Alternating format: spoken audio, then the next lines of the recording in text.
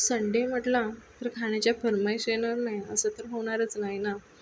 पण त्याआधी I am a tea lover. मला चहा प्रचंड प्रमाणात आवडतो. संध्याकाळी 4:30-5 वाजले की मला चहा मी कधी घेते असं मला होतं. जास्त नाही, पण दिवसातून 2 कप मी घेते, सकाळी आणि दुपारी.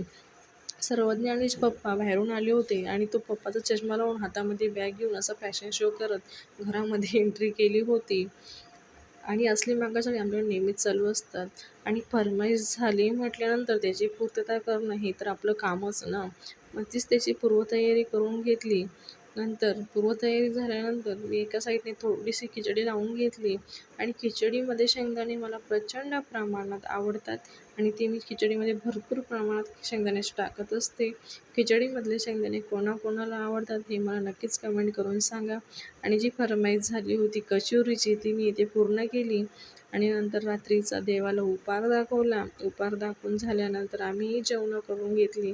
नंतर पूर्ण घरं आवरून वगैरे झाल्यानंतर एक्झाम तर चालू आहेतच स्कूलमध्ये, पण ॲक्टिव्हिटीज काही थांबायचं नाव घेत नाहीत. ॲक्टिव्हिटीज चालूच आहेत. इथे त्या ॲक्टिव्हिटीजचीच तयारी चालू होती.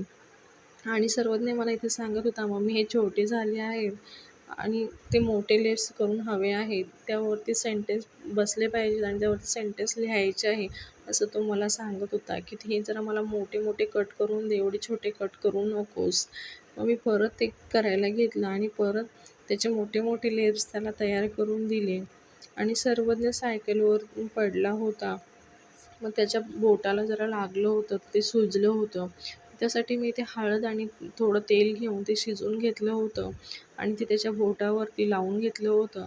So thanks for watching.